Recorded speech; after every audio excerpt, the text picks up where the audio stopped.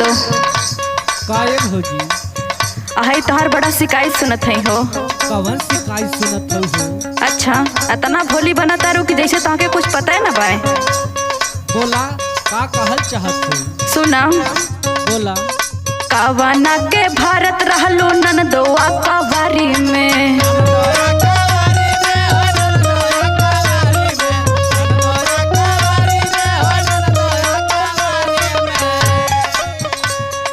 कवना के भारत रहलू ननदोआ कवारी में। काल्हे पकड़ाइल रहलू ननदो बसवारी में।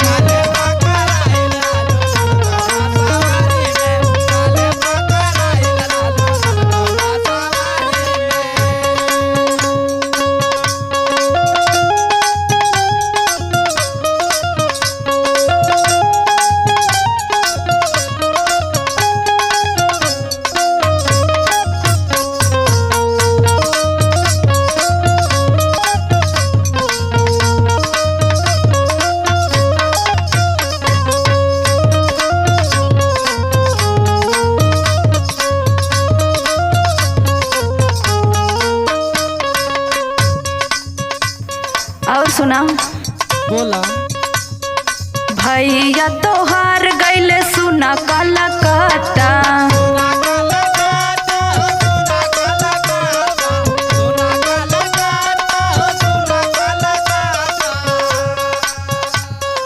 मार्केट में जाके खात बारू लौंग लाता।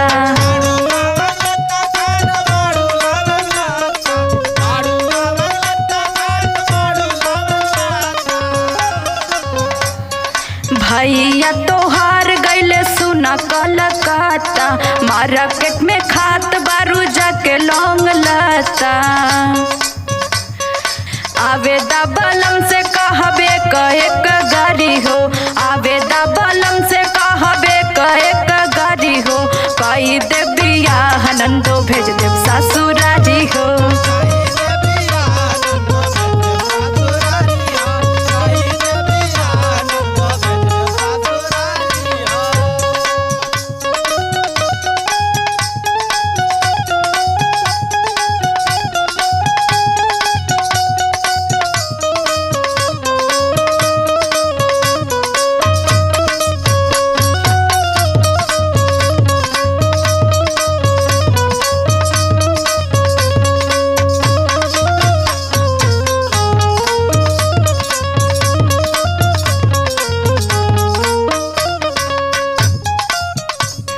और सुनाए नंदो। बोला भौजी। अब तोहार कितना शिकायत सुनत है तुमसे का बताई हम। बाक भौजी त छोटी छोटी बात के लेके एकदम दिमाग में बैठौले रहा। अच्छा हो तो लौंग लत्ता खा बसवारी में जाके मिला और सब पकड़ ले बा। ऐसा कौनो बात ना बाए भौजी, मान जो रे। नहीं सुना।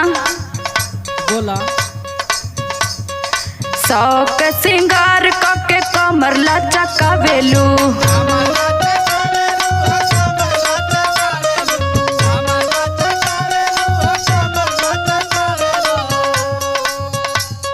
रोज रोज नया नया लइका फसावेलू।